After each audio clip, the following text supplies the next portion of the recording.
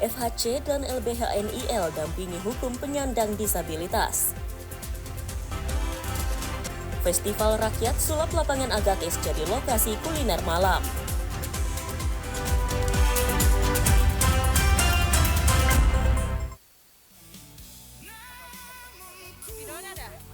Selalu tersenyum karena cintaku suci padanya. Ya baik, selamat sore pemirsa Kalimantan Utara. Hari ini spesial edisi weekend. Kembali lagi bersama saya Jeff Horizon yang tentu saja akan menemani Anda selama 1 jam ke depan dan akan menyajikan berbagai informasi menarik seputar Kalimantan dan tentu saja seputar Piala Dunia 2026. Setelah sebelumnya pemirsa, kita berkelana dari hutan kota Bundayati, kantor gubernur hingga tepian Sungai Kayan. Hari ini Kalimantan Utara spesial edisi weekend berada di lapangan Agatis Kabupaten Bulungan, Kota Tanjung Selor, di mana hari ini juga sudah berjalan beberapa kegiatan dari tanggal 9 Juni sampai 20 Juli nantinya adalah kegiatan Festival Rakyat Nusantara 2026.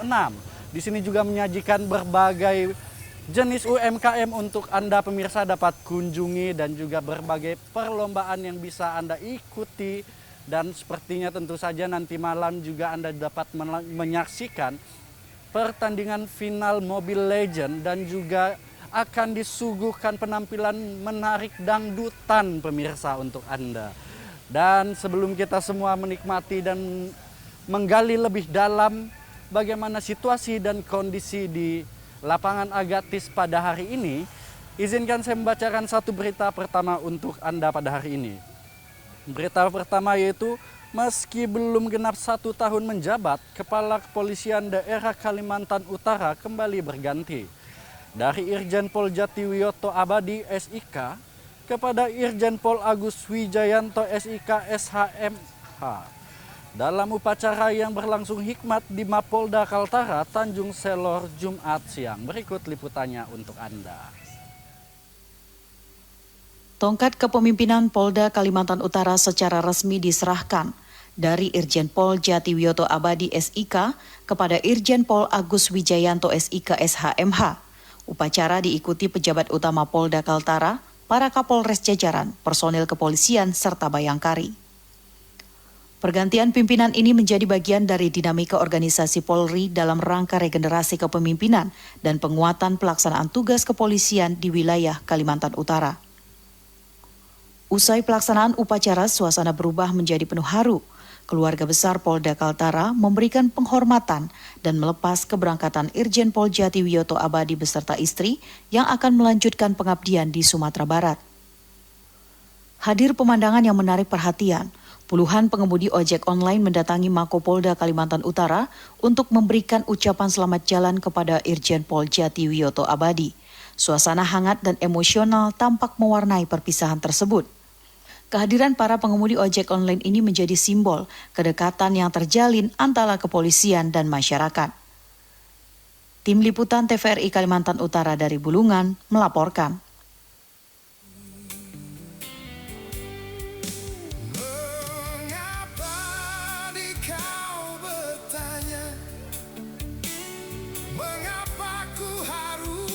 Baik pemirsa, kita beralih pada informasi selanjutnya, di mana Yayasan Fakih Hasan Center atau FHC Kaltara kembali melakukan konsolidasi untuk Go Internasional melalui PT Wira Nuswantara Atsadiura sebagai penghubung antar Indonesia dan Malaysia. Selain itu juga CH Kaltara juga melibatkan Lembaga Bantuan Hukum atau LBH Nunukan sebagai intelektual untuk mengawal setiap perkara hukum bagi penyandang disabilitas secara gratis. Berikut liputannya untuk Anda. Sebuah langkah konstruktif kembali diukir oleh Yayasan Fakih Hasan Center atau FHC Kaltara.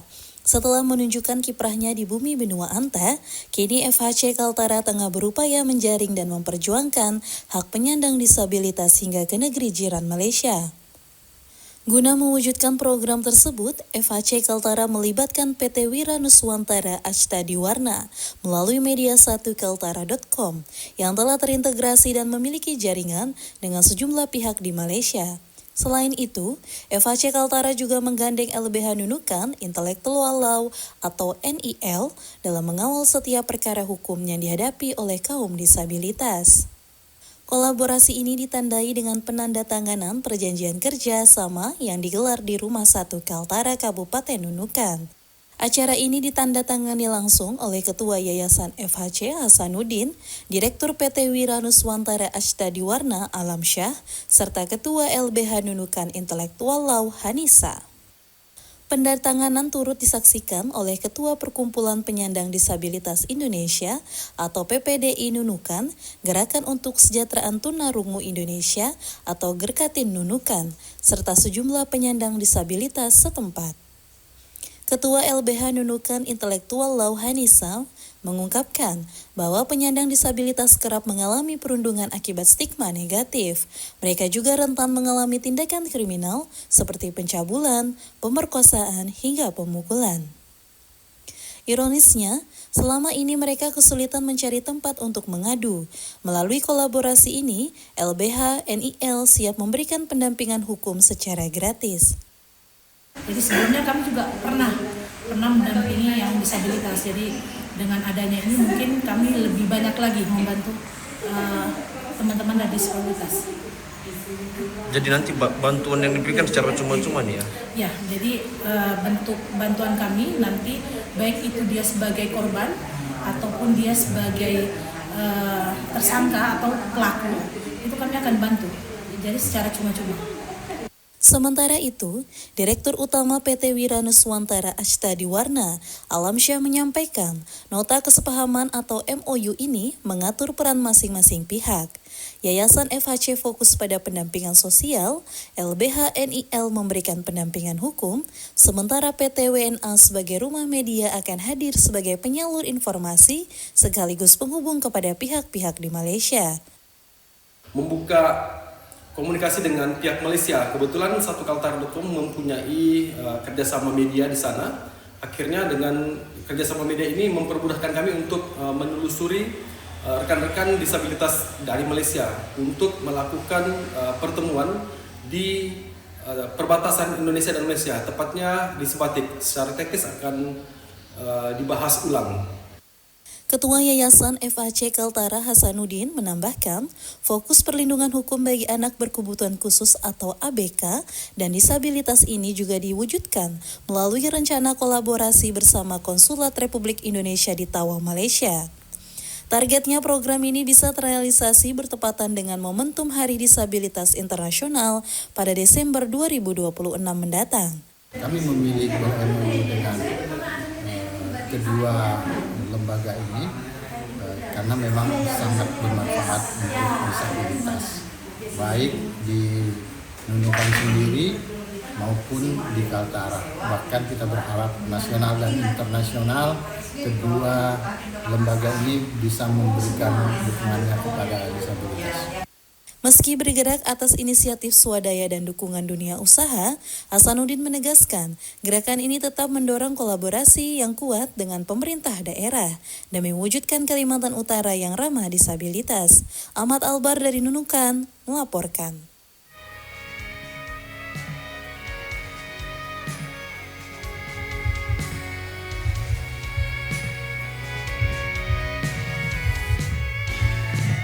Baik pemirsa, saat ini saya sudah berada di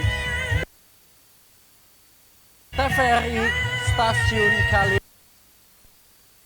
Kita juga nanti akan mengulik apa saja di dalamnya yang dapat kita kunjungi dan kita eksplor lebih dalam untuk dapat dinikmati oleh masyarakat Kalimantan Utara secara khusus Kabupaten Bulungan. Tapi sebelum kita mengulik seluruh isinya, kita akan membacakan satu berita untuk Anda, di mana pelaksanaan masa pengenalan lingkungan sekolah atau MPLS tahun 2026 tidak hanya fokus pada tapi juga pada pembentukan karakter siswa. Salah satunya adalah pemberian materi diskusi edukasi mengenai pencegahan perundungan atau bullying. Berikut liputannya untuk Anda. Masa remaja merupakan fase pencarian identitas yang rentan terhadap stres serta kecemasan. Oleh karena itu, edukasi mengenai pencegahan perundungan atau bullying menjadi salah satu materi dalam MPLS SMA Negeri 1 Tanjung Selor. Bekerja sama dengan tenaga ahli dari Dinas Pemberdayaan Perempuan dan Perlindungan Anak, para siswa baru diberikan pemahaman komprehensif mengenai bahaya bullying yang kerap terjadi di lingkungan sekolah. Bentuk perundungan ini bermacam-macam, mulai dari kekerasan fisik hingga perundungan verbal, seperti rasisme maupun ejekan fisik atau body shaming. Psikolog sekaligus tenaga ahli Dinas Pemberdayaan Perempuan, Putri Davina Astiti mengungkapkan, salah satu poin penting yang harus dipahami siswa adalah kemampuan untuk membedakan mana candaan yang sehat dan mana yang merupakan bullying. Pelaku bullying itu kalau bisa dihindari. Kenapa dihindari? Karena memang bullying ini berdampak serius, khususnya pada remaja. Karena remaja ini kan fase yang memang krisis identitas ya di sini. Jadi mereka rentan mengalami yang namanya stres. Kalau stres itu tidak tertangani dengan baik, itu akan berujung kecemasan. Nah, kecemasan kalau misalkan dia terus berlarut-larut akan menimbulkan depresi dan akhirnya menjadi gangguan mental lainnya. Melalui edukasi ini, para siswa diimbau untuk berani bersuara. Jika menjadi korban atau melihat tindakan bullying, siswa diminta segera bercerita kepada teman terdekat atau melapor kepada guru BK di sekolah. Jika membutuhkan pendampingan lebih lanjut, pihak dinas juga menyediakan layanan konsultasi psikologis bagi anak. Tim Liputan TVRI Kalimantan Utara dari Bulungan melaporkan. Nah, baik pemirsa, sekarang kita akan mengunjungi secara langsung bagaimana suasana dan kesyaduan wilayah standnya TVRI Kalimantan Utara. Dan seperti yang Anda saksikan, sepertinya PIC-nya sedang sibuk mengajarkan dan mendidik orang-orang menjadi penyiar. Wow, luar biasa pemirsa, sepertinya sangat fokus dan sangat ramai sekali di tenan ini. Mohon izin, selamat sore kakak-kakak ganteng. Mari. Izin Kak, boleh wawancara sedikit? Ini penanggung jawabnya siapa ya? Penanggung jawabnya kebetulan teman-teman TVRI, ini ada di tenanya TVRI. Jadi untuk para pengunjung yang ada di Festival Rakyat 2026 ini, Festival Rakyat Nusantara ini boleh berkunjung ke TVRI. Jadi seperti kakaknya, ada Kak Nisa, Kak Arfi, dan juga Kak Risna ini lagi nyobain untuk gimana caranya jadi penyiar berita gitu. Nah, ini salah satu bukti bahwa TVRI juga hadir untuk masyarakat begitu. Nah, ini satunya yang akan coba, ini mungkin pemirsa di rumah begitu, Bang Jeff. Ini mau nyoba ini biar Nisa ya, nyoba ya. Oke, Kak Nisa tunjukkan pesonamu sebagai penyiar berita, boleh ya Kak ya? Oke, silakan Kak dicoba. Selamat sore pemirsa, TVRI Kalimantan Utara kembali hadir menjumpai Anda. Selain dua informasi utama tadi, tim menarik lainnya menyiarkan langsung dari lapangan Agatis dalam rangka Festival Rakyat Nusantara 2026. Bersama saya Nur Anissa akan menemani Anda kurang lebih 30 menit ke depan. Dan berikut informasi selengkapnya. Wow, luar biasa. Gimana nih sensasinya? Masih gugup. Masih gugup. Saya masih first time jadi kayak aku beli. Oke, nah kalau menurut penilaian dari KPIC-nya nih, dapat nilai berapa nih kira-kira? Gini, karena Bang Jeff, Kak Nisa ini baru berapa menit begitu ya di sini dan mencoba untuk berlatih menjadi penyiar berita. Ini nilainya sudah 80. Tepuk tangan dong untuk Kak Nisa. Wow. Sudah dapat nilai 85 dari host kondang salah satu dari TVRI Kalimantan Utara ya Bang Husen. Iya, nanti mungkin bentar lagi Kak Nisa ini siaran mungkin dari TVRI ya, nyoba-nyoba gitu belajar ya. Oke, sebetulnya talentnya ada lagi Bang Jeff. Oke, apa lagi nih? Ada Kak Arfi ini coba untuk baca berita yang ini kali ya. Ada Oke, berita boleh. selanjutnya? Gantian. Oke, langsung berita selanjutnya aja ya. Boleh. Silakan Kak Arfi, boleh Kak Arfi baca berita yang nomor 4 yang ini ya, layanan CT scan. Saya aja yang pegang. Oke. Layanan pemeriksaan CT scan di RSUD Dr. Haji Yusuf SK Tarakan terhenti sementara setelah alat utama mengalami kerusakan. Batnya belasan pasien setiap hari terpaksa harus menunggu hingga proses perbaikan selesai. Berikut liputannya untuk Anda. Kerusakan alat CT scan ini sudah berlangsung sekitar 2 pekan. Saat ini, proses perbaikan masih berjalan. Namun pihak rumah sakit masih menunggu kedatangan suku cadang dari Jakarta untuk mengganti komponen yang rusak. Dalam kondisi normal, alat tersebut mampu melayani lebih dari 12 pasien setiap hari. Sehingga gangguan ini tentu berdampak langsung terhadap pelayanan kesehatan masyarakat di Kota Tarakan. PLT Direktur RSUD Dr. Haji Yusuf SK Tarakan menjelaskan, sekitar 10 hingga 12 pasien setiap hari harus menunda pemeriksaan. Kondisi semakin sulit karena alat CT scan di Rumah Sakit Pertamedika sebagai mitra rujukan juga sedang mengalami kerusakan. Pihak rumah sakit menilai keberadaan alat cadangan sangat penting. Namun, pengadaan alat senilai 15 miliar rupiah ini masih terkendala ketersediaan ruangan karena ruang yang tersedia telah digunakan untuk peralatan medis lainnya. Tahun 2024 kita pernah mengusulkan. Tahun ini belum karena tempatnya yang tidak ada. Dulu ada tempatnya satu, tapi sekarang tempatnya sudah kami pakai untuk SWL. SWL ini pemecah batu ginjal untuk pasien-pasien urologi. Nah, jadi berbeda. Dulu itu untuk CT scan backup, tapi karena tempatnya sekarang kita pakai untuk SWL, jadi kita harus bangun baru lagi tempat. Minggu depan sudah balik. Sudah ada dari mana Pak teknisi? Dari Balikpapan. Didatangkan khususnya spesial. Iya, kemarin sudah datang, minggu ini sudah datang.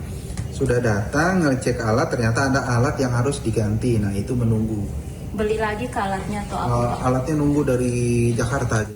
RSUD menargetkan layanan CT scan dapat kembali beroperasi pekan depan setelah suku cadang tiba dan dipasang. Kedepannya, pihak rumah sakit berharap dapat memiliki alat cadangan, meski masih terkendala keterbatasan anggaran dan ruang.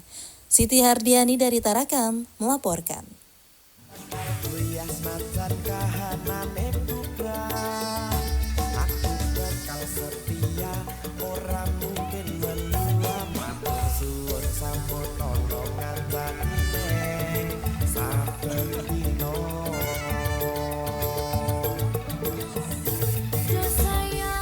Pemirsa, itu tadi beberapa wawancara yang telah kita lakukan sekaligus latihan langsung masyarakat untuk bisa belajar menjadi penyiar RI Kalimantan Utara.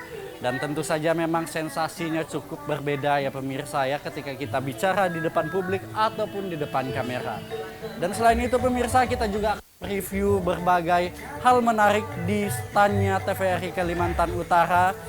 Di sini juga sudah tersedia berbagai latar belakang yang estetik dan sangat menarik untuk Anda dan keluarga dapat berfoto langsung.